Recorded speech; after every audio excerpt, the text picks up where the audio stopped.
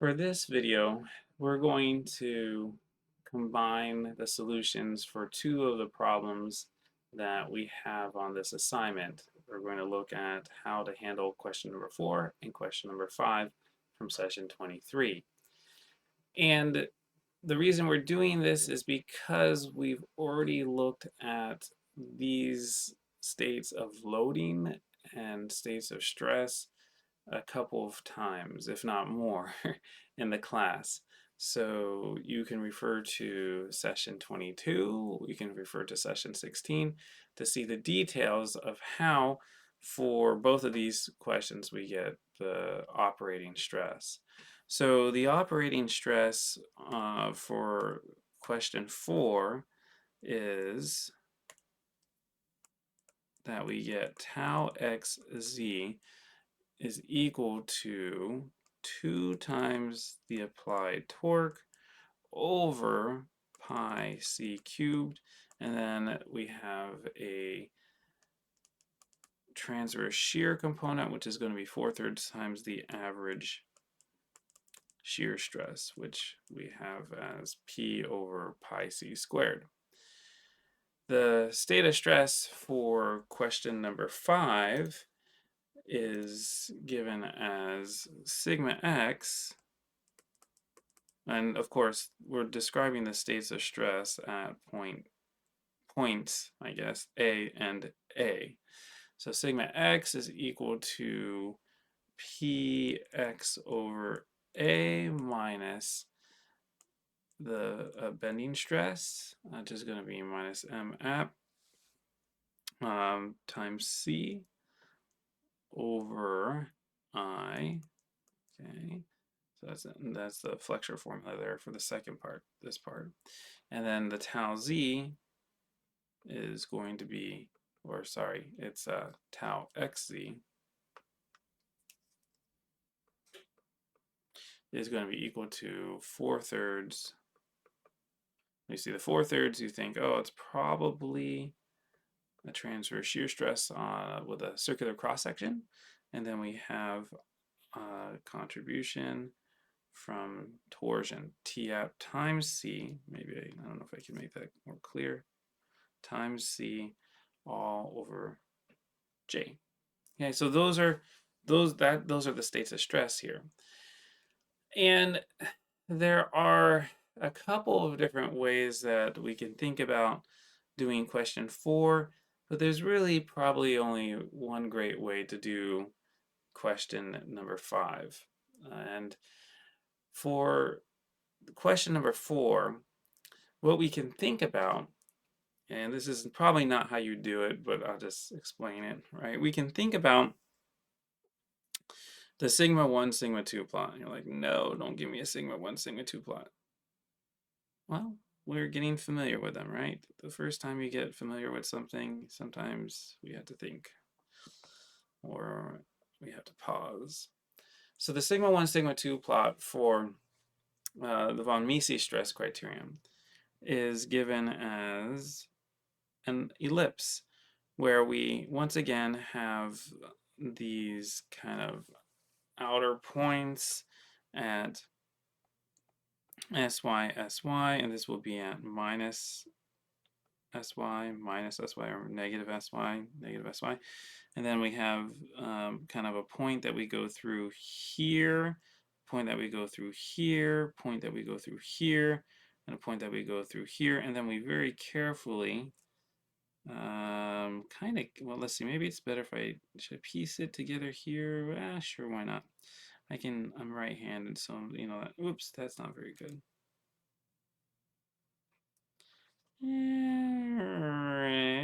It's kind of happening. Yeah, that's for me, that's pretty good. Okay, so that is the envelope, the failure envelope for the sigma 1, sigma 2 plot for the von Mises criterion.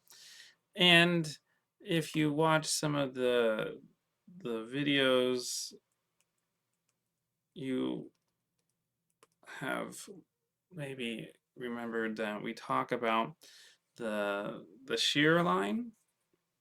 Okay, so this is what we call the shear line, where uh, the points on this line, right? This is where essentially we have sigma 1 equal to minus sigma 2. Okay, so a slope of minus 1. And if we think about that on more circle, this is, so now I'll just draw a little more circle. Whoops, not like that, I won't. Okay, if I draw more circle, right, and I have sigma 1 over here and sigma 2 over here, these are principal stresses, of course, and they're equal and opposite to each other, right? You can find an equivalent state of stress that has maximum shear stress and has zero normal stress. Right? And so that's what we refer to as pure shear if it's a rod in torsion, or a system that can have shear no with no normal stresses. So that's the line. So anything on this line, right? Well, sigma 1 and sigma 2 can grow or shrink, and there's a radius of a circle, but that center of the circle is at the origin. Okay, so this is kind of an important line when we think about what happens for any of the failure criterion when you have pure shear. The point on the pure shear line that intersects the envelope for the von Mises criterion, that happens at square root of 3 uh, over 3 times sy, comma, minus square root of 3 over 3 times sy. Okay, and so now why have we done all this? The reason we've done all this is because if we so desire, we have only shear stress. So this point will be on the shear line. So what we would have to do, right, is coming back here, since I know what the shear stress is for this, I could say that R, in this case, for the Mohr circle is just going to be tau xz.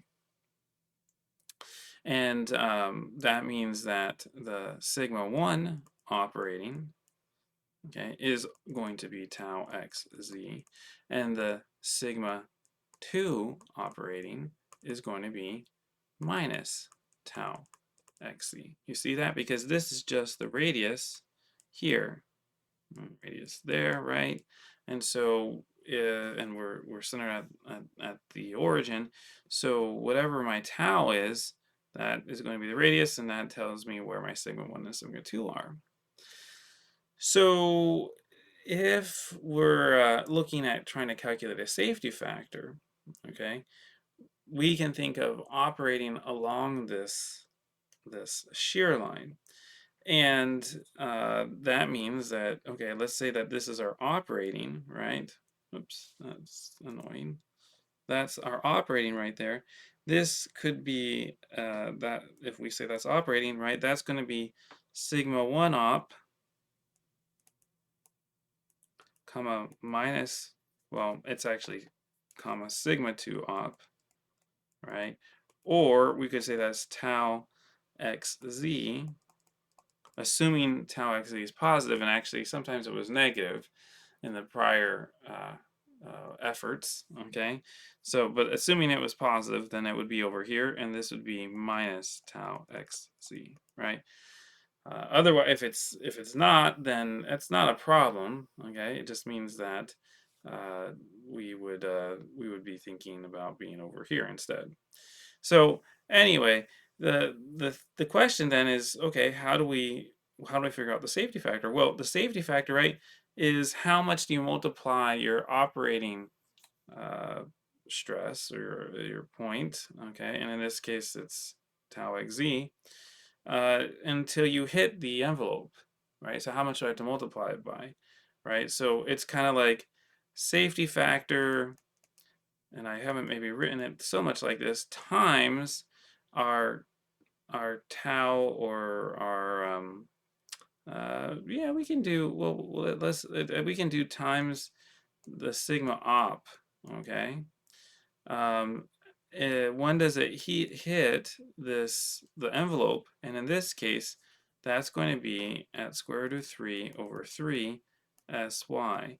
And, I could use sigma 1 op if I want to be, sigma op generally speaking, but in this particular case, it's sigma 1 op. So I need to think about the square root of 3 over 3 sy divided by the sigma 1 op to get the safety factor. And so the sigma 1 op, right, is just going to be the tau xz. All right. And if it's if this is a negative, right, I can be a little bit flexible with this. I need my safety factor to be a positive value, so I would do maybe negative square root of 3 over 3 sy over the sigma 1 op. Okay, so this is how you can figure out the safety factor. Probably not how you're going to do it. I'm glad that we had this discussion. It illuminates the envelope and how you plot it on sigma 1, sigma 2. But what you're probably going to do is the easy route, okay? At least, all right? I mean, why make it super hard? Well, sometimes we make it hard for fun, but we don't have to uh, think as much if we use uh, if we use um, the equivalent stress formula for von Mises. So the sigma equivalent, and there are two. There was one with the principal stresses, and there's another one with just the given state of stress. I think I'll go ahead and let me just go ahead and write both of them down, just so that we have them here. Okay, so we can say that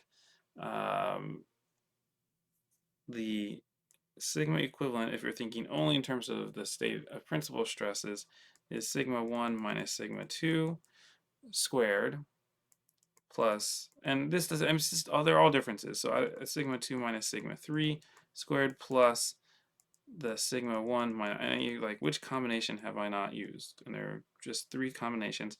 The thing that I do not often remember is that this is over the square root of, or over 2. Okay.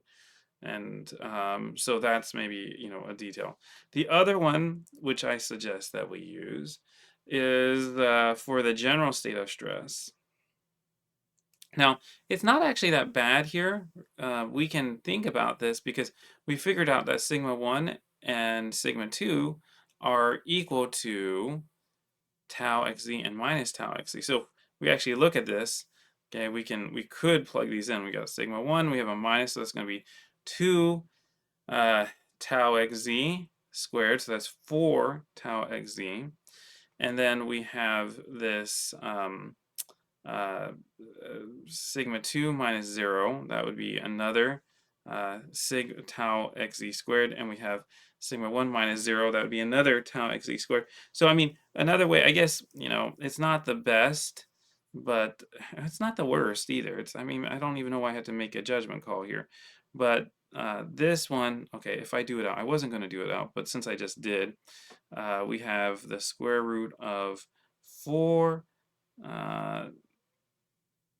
tau x z squared plus tau x z squared plus tau x z squared all over 2, which means that this comes out to be the square root of 3 times tau x z. Okay, and if now I'll use the slightly more complicated formula, okay, but the less thinking formula, which is that I do the difference of the squares of the differences of the different combinations of the normal stresses, like this. And what am I missing? I guess I gotta get sigma x minus sigma z in there. And then I have the 6 times tau xy squared plus tau yz squared plus tau xz squared. Okay. And then, of course, I also remember what the denominator is here, and this one is going to be 2. Okay. So in this particular problem, what we have with pure shear, yeah, if we go back here, is we just have the tau xz. That's the only one we have right here, tau xz. This is 0, that's 0, that's 0, that's 0, that's 0, right? So that's going to be 6 times tau xz squared over 2. Oh, that looks vaguely or remarkably, not vaguely familiar. It looks very familiar, right? This is going to be, I mean, I guess I can write it out just so that we know how nice this comes out, right? But this is going to also be square root of 3 times tau xz. Okay, so this is the sigma equivalent. Right? This is this. What does the sigma equivalent really mean? Of course, this sigma equivalent means this is sigma equivalent compared to a sigma uniaxial. Did I spell that wrong? Yes, I did. Uniaxial. Okay. Which means, so what is sigma uniaxial? That's bar under uniaxial force, right? That's just a sigma 1, essentially. Or the value that we care about is the yield strength. So in this problem, okay, that we go all the way back, they did give us a yield strength. Okay, the SY is equal to 100 megapascals. So if we want the safety factor, the safety factor would be the yield strength, right? So this is going to, or I mean, what are we going to say? This is sigma fail, if you will, over the sigma operating, right? And so that's going to be the SY over the sigma equivalent. And in this case, the sigma equivalent is square root of 3 tau xz. So we get SY over square root of 3 tau xz, which is equal to square root of 3 over 3 times SY over tau xz. And this result is the same as the result that we got right here. Okay? Because sigma 1 op, right? Sigma 1 op is just the tau xz value. Okay? So you could do it using a sigma 1, sigma 2 plot, or we could do it using the equivalent, one or both of the equivalent stress calculations for von Mises, the von Mises equivalent. All right, so maybe I'll just write it here that this is von Mises criterion. Well, that looks like von something else. Okay, von, my handwriting. Okay, criterion. So we spent a lot of time on this one. In some respects, question 5 is now simpler because I'm not going to spend the time to figure out, I mean, you could, once again, you could figure out where the sigma 1, sigma 2 might be, okay, because this is a 2D state of stress using Moore's circle, but I just get right to the point, and that we're going to say that go ahead, calculate out, use this equation, right? So calculate the sigma equivalent, okay? And in this case, let's see, can I keep, oh, okay, good. Everything is kind of in the picture, almost. I have just a sigma x and a tau xz here. So that was going to give us what? Well, we're going to have the sigma y, the sigma z, the sigma and the sigma y and sigma z are equal to 0. So we have this is going to be the sigma x minus 0, so that's squared, and then we have another one over here, so it's going to give us 2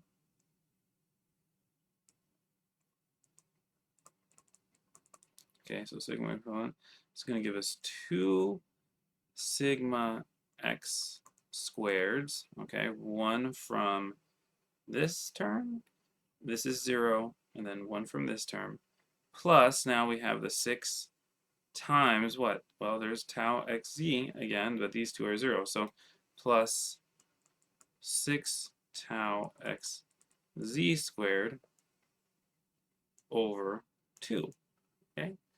And then how do we figure out the safety factor? Well, we'll figure out the safety factor by making a comparison to the yield strength. Okay, so I wrote, or we give you a yield strength, right? An SY. So the safety factor is just going to be the yield strength over sigma equivalent. Okay. And you ask, well, how else might I think about this? Well, maybe you're not asking that, but let me just say how else you might think about it. Remember that if we take all the external loads off of the system, the idea is that we end up with sigma 1 equals 0, sigma 2 equals 0, sigma 3 equals 0, right? We end up right here. If we were looking at a sigma 1, sigma 2 plot, we end up right here at the origin. And then whatever we're doing, if we increase the loads proportionally, external loads on the system proportionally, and maybe they're 1, maybe they're 2, maybe they're, and in this case, there were 4, right? There were 4 loads. If we increase all of them proportionally, then we will move along, maybe not the shear line here because we have a sigma x and a tau xz, but we'll move along some line that we can plot. So we have the origin and whatever that operating stress is. So it's and then you could go ahead and you could look at, okay, where am I relative to crossing the intersection with that line, and so in this case, when there's 0 load, we're saying, hey, that's just going to be 0, okay, and then we're comparing against the yield strength, and so as the sigma equivalent goes up, we can say that the safety factor will be the yield strength divided by whatever that thing is. Of course, if there's 0 load, then the safety factor would be infinite, but that's not a very interesting problem. Okay, well, thank you for watching, and I hope you found this discussion and the solutions or the working of how you'll get to your solutions of these problems useful.